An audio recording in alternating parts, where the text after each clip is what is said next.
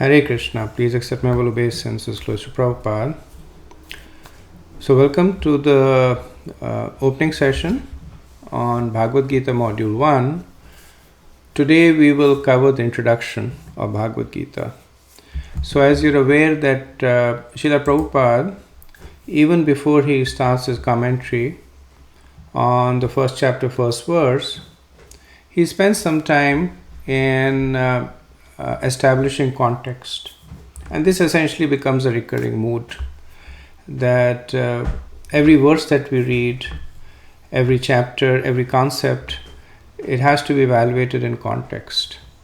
And if the context is missing, then it becomes open to misinterpretation. So Srila Prabhupada spends quite a few pages going through establishing the context, and we will follow through.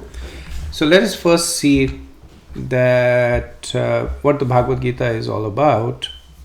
This is just a few of the past editions of Bhagavad Gita. Content is obviously the same, but over time different cover pages have come. Translation and commentary is by Srila Prabhupada. So what does the Gita talk about? And Gita is hugely popular, and there are certain advantages and disadvantages. One of the disadvantages is that everybody knows something about it. So there are some people who says, well, the Bhagavad Gita says don't back off from a fight. And it may sound facetious, but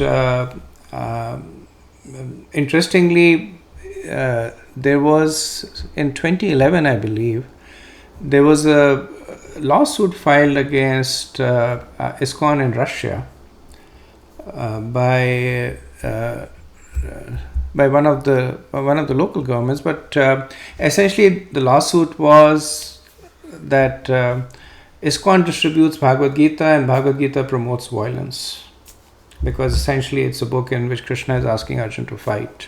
So they wanted the Bhagavad Gita to be banned, and the case went to the highest courts. Fortunately, better sense prevailed, and the case was overthrown. But yes, there are those who get this message from the Bhagavad Gita. Then just do your karma, you're bound by destiny, help others, don't worry about the result, don't consider yourself the doer, you're God. The last one is actually quite a popular notion, especially in India, where there are most of the popular commentaries promote the notion of the divinity of individuals, the whole concept of everybody is a god, and all they need to do is realize that they're God. And God has a duty to us. Life is a metaphor. So some of them, of course, are completely far out misinterpretation, but some of them are not so. Things like when somebody says that Gita talks about duty and karma and destiny, Gita talks about who is God, who are you. They're all aspects of the lessons that are spoken by Krishna in the Bhagavad Gita. But as you can see in this picture, it's like the six blind men went to the zoo to figure out what an elephant looked like. And they each grabbed a different part of the elephant. And then one of them said it looks like a rope, somebody said it's a pillar, somebody says it's like a snake. And the elephant is all that and much more than that. So what is the Bhagavad Gita?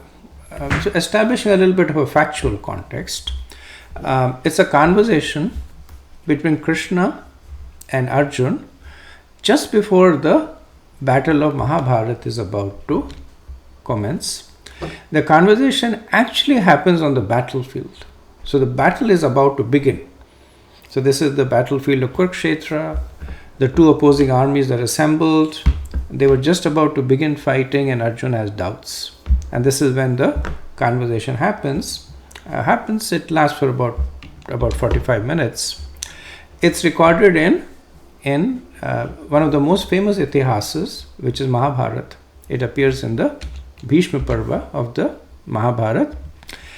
And it is one of the most published, read and quoted religious books in the world.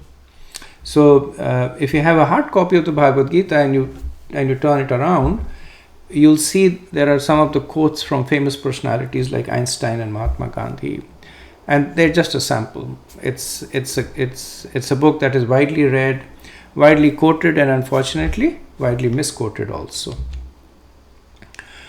So a little bit of the myths and realities surrounding Bhagavad Gita.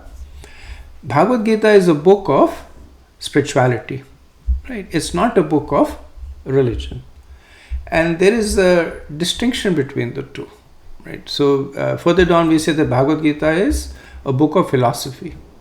So it deals with philosophical concepts. Religion deals with practices.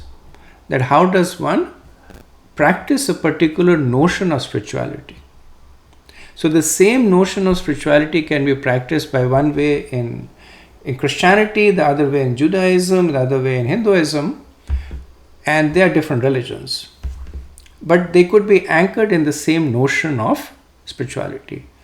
So in the Bhagavad Gita, we do not see a mention of the word Indian or Hindu, which basically speaks about its universal appeal. Bhagavad Gita is a book of faith and not superstition. And there's a distinction between the two. That while there is an expectation for the reader to have faith in Krishna, his word, but it is not blind faith. Superstition is blind faith, and we'll later on see the distinction between the two.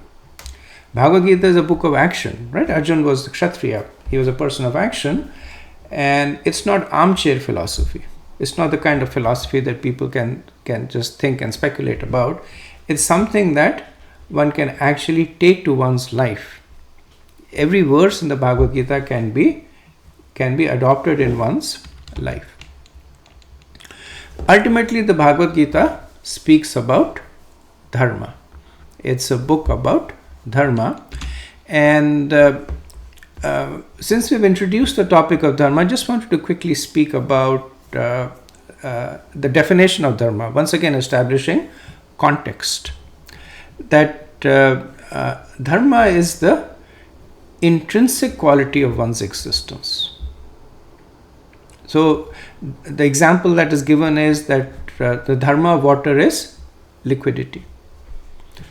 Right? If the water is not liquid, is ice, then it's ice, right? It's not water. If it is in a gaseous form, it is steam. So the essential quality of water is liquidity, just like the essential quality of fire is heat and light. So the essential quality of one's existence is dharma. That is non-negotiable. That is something that is not predicated on any other external attribute. Right? One cannot say that I'm young or old, I'm a man or a woman, I'm Indian or American, so my dharma is different. No. Dharma is one that is absolutely the quality of one's existence. So the Bhagavad Gita tells a story about people who are working as per their propensity and what happens to them over time, and ultimately they search for God.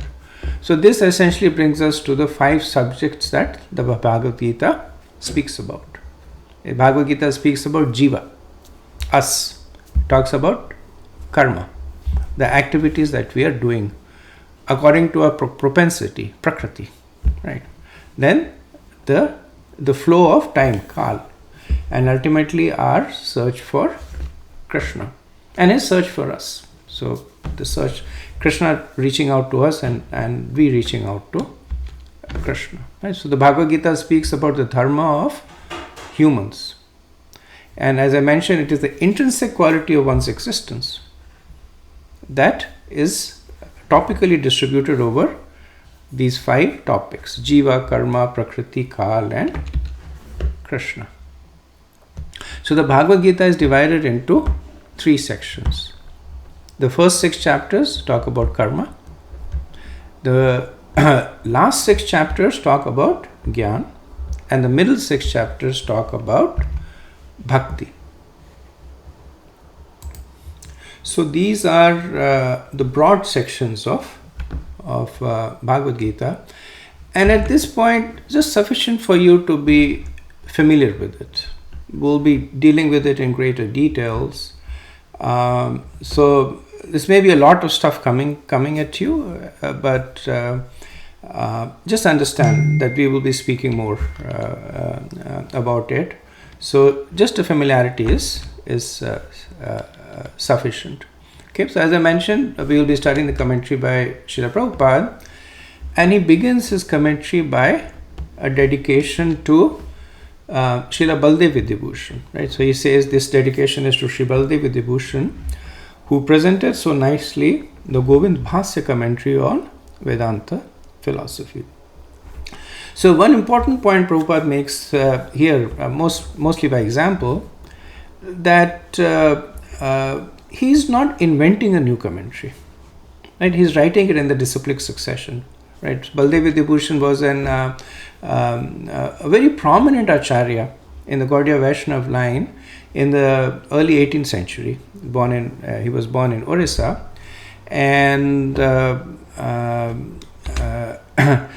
Prabhupada specifically mentions Govind Bhasya because that was one of his achievements. He wrote many books, but one of his achievements was writing Govind Bhasya, and there's a little bit of a backstory to it, that he was called by the king of Jaipur, Sadachari Raja, to defend the Gaudiya Vaishnav theology, and in doing he did it admirably. But one of the things that was lacking in the Gaudiya Vaishnav parampara was a commentary on the Vedanta Sutras. The Vedanta Sutras written by Srila Vyasadeva, and their codes that explain the Vedas in a very condensed, codified manner. And the reason that there was no commentary is because the Gaudiya Vaishnava considered the Srimad Bhagavatam to be a commentary on the Vedanta Sutras. But nevertheless, it came down to this, that there is no commentary. And Baldev Vidyabhushan prayed to the Govindaji deity in Jaipur. It's a very, very famous deity. Initially worshipped in Vrindavan, and then was moved out of the Mughals. I think Aurangzeb at the time was desecrating the temples. So moved to Jaipur, established over there. And actually the city, so there was Maharaja Jai Singh, and he was the one who took custody of the deities, and he established a whole city around the temple that is currently known as Jaipur. So the dedication was to this great acharya, Baldev Vidyabhushan. Moving on to the preface.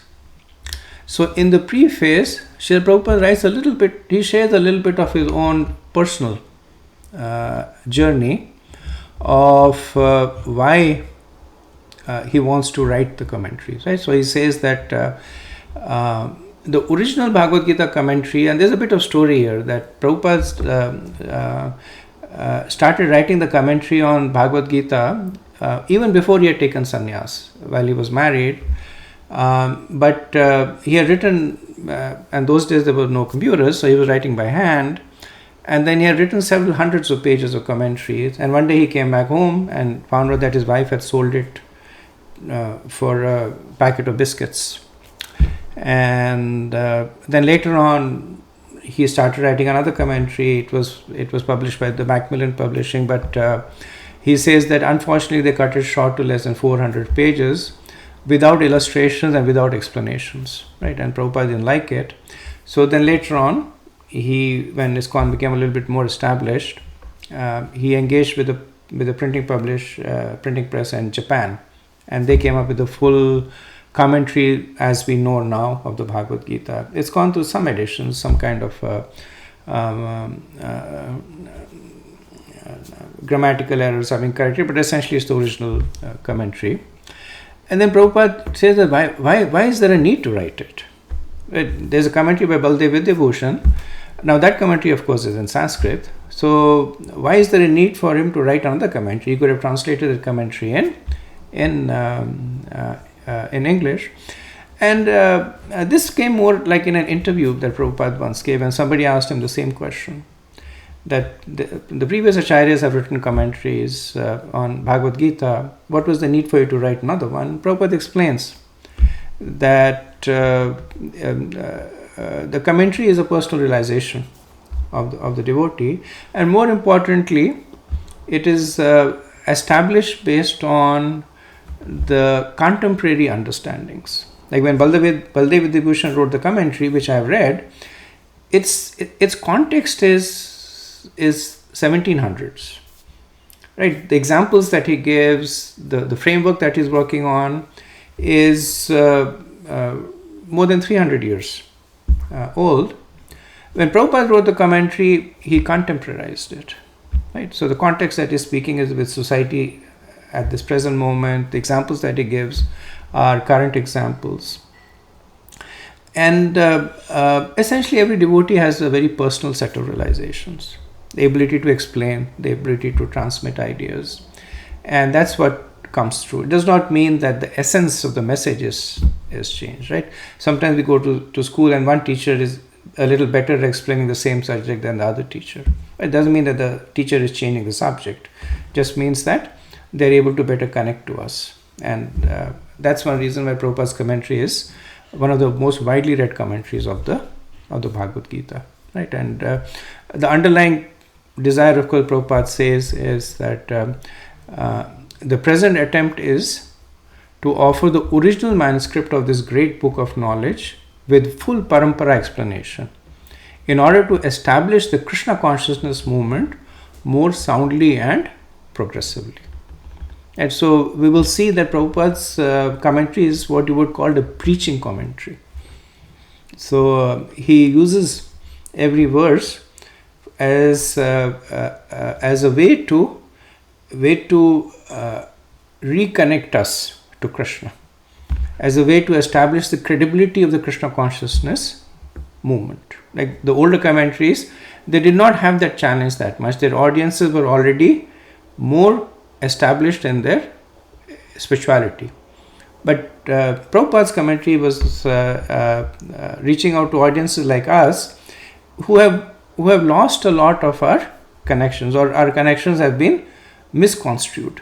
So we see Prabhupada's purports trying to correct those misconceptions. Then how does the writing of the commentary establish this? Right? So Prabhupada says that the Bhagavad Gita essential point is that Krishna is the personality of Godhead. It makes many other points, right? But one of the most important points that comes through Bhagavad Gita is that the position of Krishna as the supreme personality of Godhead is clarified.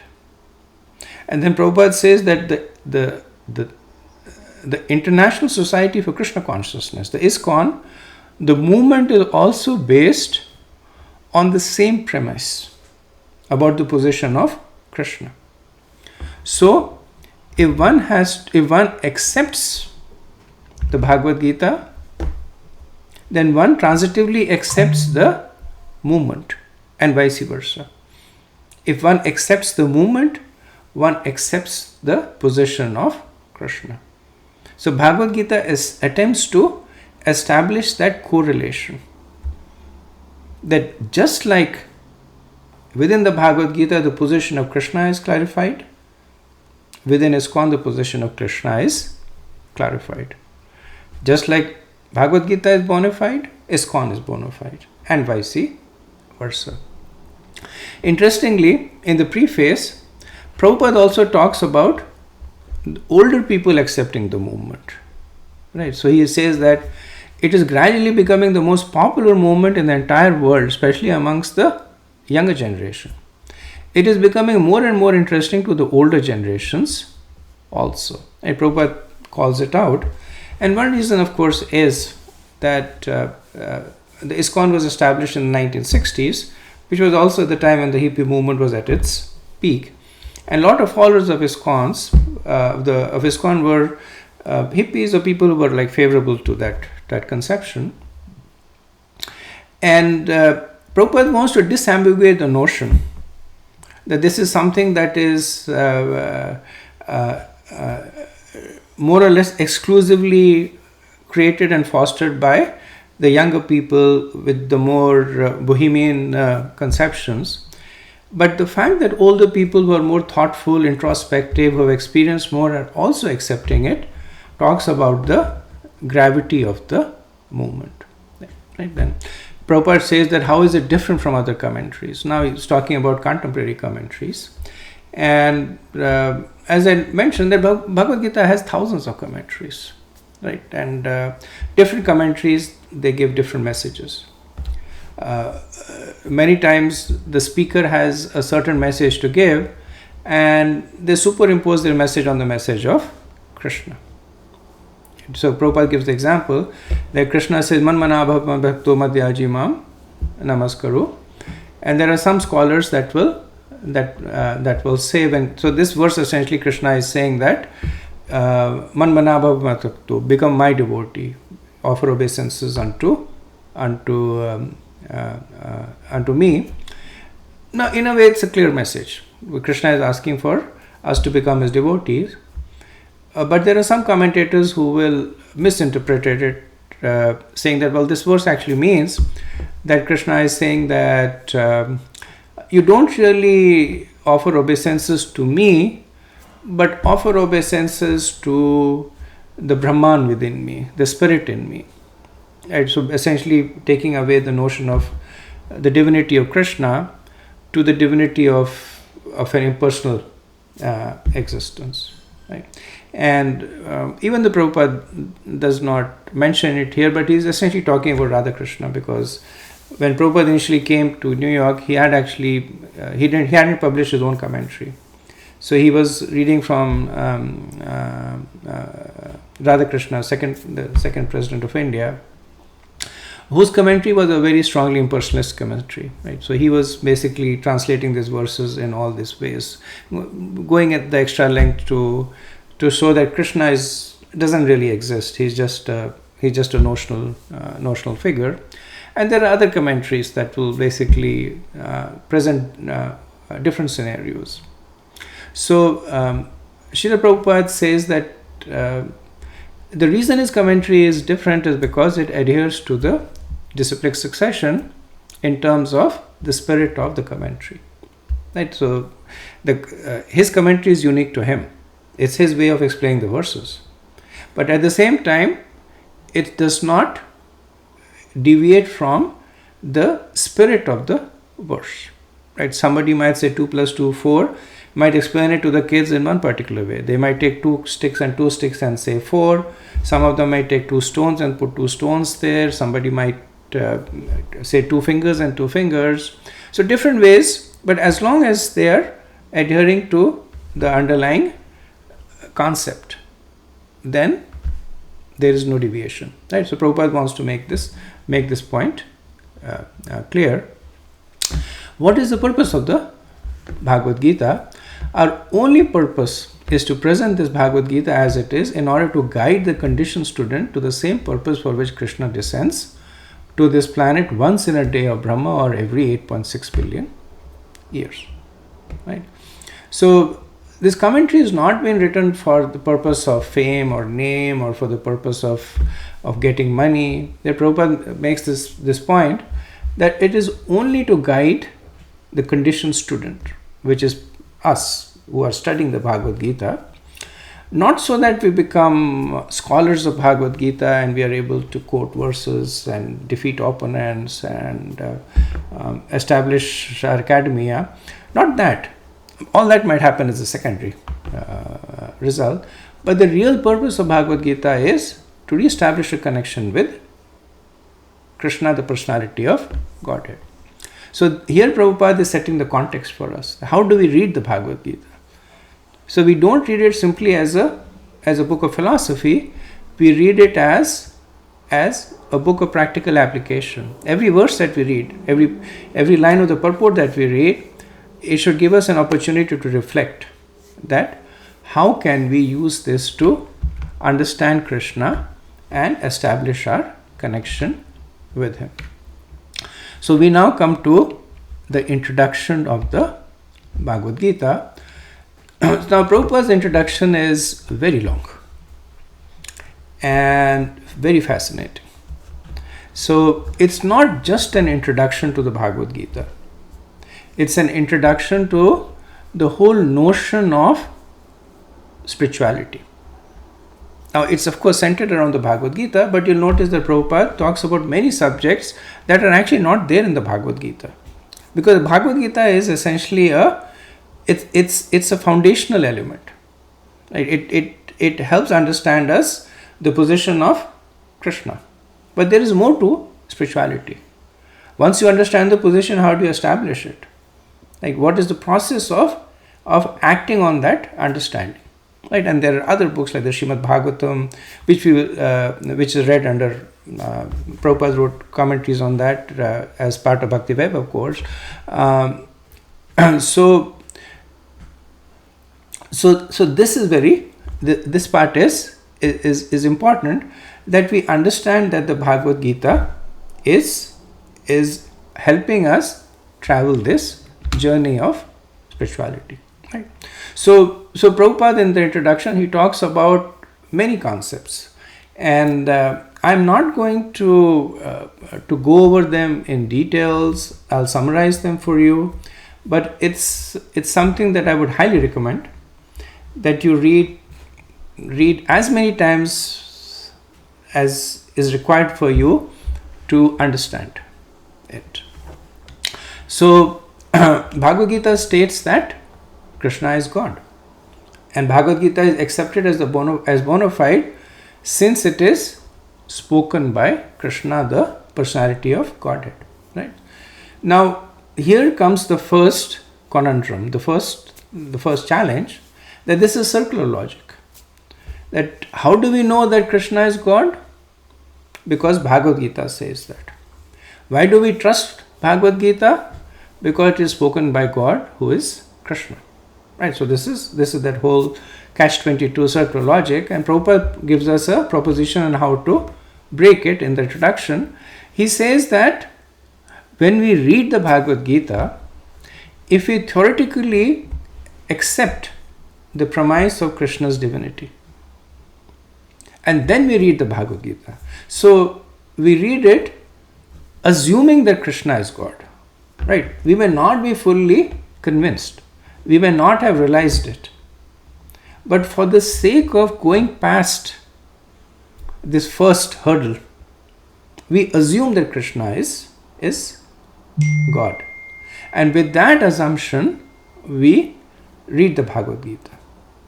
Because if we do not accept Krishna's position as God, then Bhagavad Gita simply becomes a book that is spoken by somebody. So it loses its position as being authoritative. If I wrote the Bhagavad Gita, what value would it be? I am conditioned like the other person. So where is the value in reading a book written by another conditioned soul? I may have some exciting perspectives. I may be able to present things a little differently. But the underlying fact is that I am as conditioned as the other person. So why would one blind person agree to be guided by another blind person? But if we assume that the Bhagavad Gita is spoken by Krishna, who is not blind, who is fully enlightened, then it makes sense. So Prabhupada says, theoretically accept the position of Krishna as God, read the Bhagavad Gita, and then act upon what is spoken. And the theoretical proposition will become a practical proposition. It will become a validated proposition. It's like you go to a doctor the first time. The doctor may have all the degrees, right? And that essentially gets you to the door of the doctor. And the doctor will prescribe you medicine. You take that medicine on faith. But once the medicine begins to cure you, now that faith becomes validated. The next time when you go to the doctor, you know that the doctor is in a position to cure you. Right? So this is how the cycle of the realizations in the Bhagavad Gita become deeper. One of the things that devotees often share is every time they read the Bhagavad Gita, they get different realizations. Why? Because our faith in Krishna is constantly growing. Every time we read the Bhagavad Gita, we practice on what is being said. Some of the other things that Srila Prabhupada will talk about is the 5 basic truths of Bhagavad Gita. So this I told you later on. It's the 5 basic truths are Jiva, Krishna, Kal, Prakriti, and Karma. And Prabhupada talks about the various aspects of the Lord, the 3 aspects, which is Krishna as a person, Krishna as energy, which is Brahman, and Krishna as Paramatma, which is the super soul residing. Prabhupada talks about how to receive knowledge, which is the disciplic succession. Very important point. It is what is called technically the epistemology of ontology. That how do we get knowledge about transcendental subjects, right? And the recommendation is that we get it in a bona fide disciplic succession. And disciplic succession essentially means an unbroken succession of gurus and disciples. Because there is only so much you can read. Even with the purpose, there is only so much that you can understand. It needs to be explained, and that explanation needs to preserve the same spirit with which it has been spoken. Right? So that is why the parampara is important. This point will be further made by Krishna in the 4th chapter of the Bhagavad Gita. What is dharma? We spoke about it earlier. What is the ultimate destination? So as I said, not going to speak exhaustively about the introduction. That would be a lecture that would run at least into 2 to 3 hours. But it's one of the most absorbing, intriguing, educational essays written by Srila Prabhupada. So highly recommend that you read it more than once. And then the introduction ends with Falstuti. Falstuti is essentially the advantages of reading the Bhagavad Gita. So and the Falstuti is interesting because Prabhupada quotes from Gita Mahatmya. Gita Mahatmya is a conversation between Lord Shiva and Parvati. It appears, I believe, in the Padma Puran. And here Lord Shiva is glorifying Gita, right? So Prabhupada quotes various verses. And one of the verses that's my favorite here is, I think it's the last verse, which is the Ekam Shastram Devaki Putram Gitam Eko Devo Devaki Putreva Ekam Mantrastasya Namaniyani Karmanya Ekam Tasya Devasya Seva, right? Ekam Shastram, that let there be only one scripture. What? Devaki Putra Gita, Bhagavad Gita. Eko Devo. So Lord Shiva is saying, let there be only one worshipable Lord. Who? Devaki Putra Eva. Eva is emphasis. That only the son of Devaki, which is Krishna. Then Eko Mantras Tasya Namaniyani. That there be only one mantra, which is the chanting of your name. And Karmani Apitasya Devasya Seva. That let there be only one activity, Karmani, that there be only one activity, which is the service to the Supreme Personality of Godhead. Like Karmani Ekam Tasya Devasya Seva, your worship. And following that, Srila Prabhupada gives the disciplic succession in which he himself appears, starting from Krishna. Essentially, it's the Brahma, Gaudiya Vaishnava Sampradaya, disciplic succession. So a little bit more about Bhagavad Gita. The Bhagavad Gita is, literally it means the song of God, right? Gita is song and Bhagavad is Lord. and there are other Gitas, like there is the Anu Gita, Udhav Gita, Ashtavakra Gita, Rudra Gita. So Gita essentially is song, and Bhagavad Gita stands unique because it's spoken by Krishna. As I mentioned, it appears in the Bhishma Parva of Mahabharata in the 6th section. It was first spoken in the court of Janmejaya. Janmejaya is a descendant of Arjun. Right? So Arjun's son was Abhimanyu, Abhimanyu's son is Parikshit, Parikshit's son is Janmejaya. And Vaishampya Muni spoke it. Vaishampya Muni is the disciple of Srila Vyasadeva. As I mentioned, it is one of the most widely read, recognized, quoted / misquoted spiritual book. It's a book of philosophy, right? And it primarily talks about Sambandha. And we'll talk about it later, but Sambandha essentially is relationship, right? So its focus is on explaining the relationship between the Jiva and Krishna. So the Bhagavad Gita is sung in what is known as shlokas. And the particular meter is Anushtup shlok for most of the verses. The majority of the 700 verses are in the Anushtup shloka, which was first manifested. Interestingly, this was first used in Ramayana by Valmiki, and Ramayana, of course, predates Mahabharata. So the same mode of recitation is used. A shloka is total of 32 syllables, always fixed 32 syllables, divided into 4 lines or padas of 8 syllables each. And there is a certain beauty in song. We may, if you look in our own lives, we may forget so many things from our childhood, but we rarely forget the songs that we used to sing. Right? There's some natural affinity to the songs, and because songs are poetic, they also give the writer of the songs a fair amount of ability to exercise that poetic creativity there. Songs typically they're replete with a lot of symbolism, metaphors, etc. in the songs.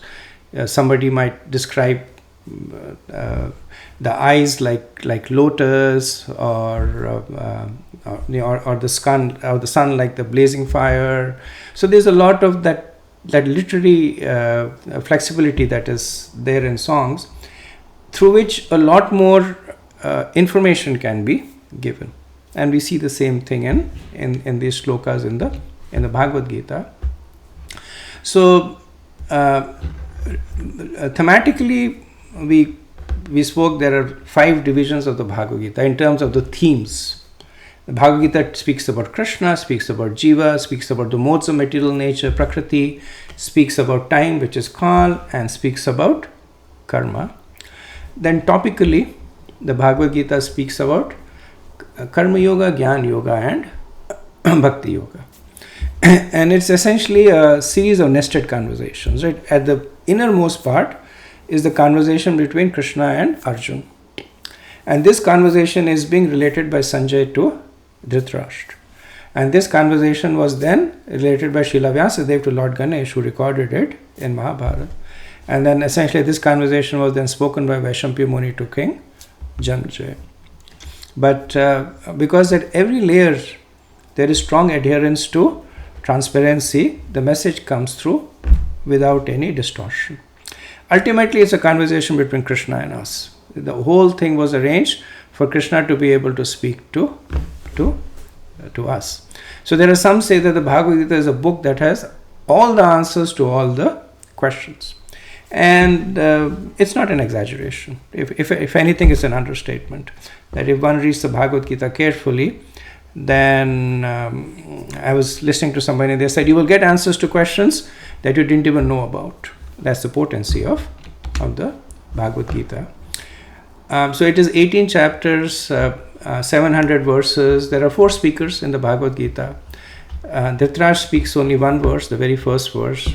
Duryodhana speaks the 9 verses in the first chapter.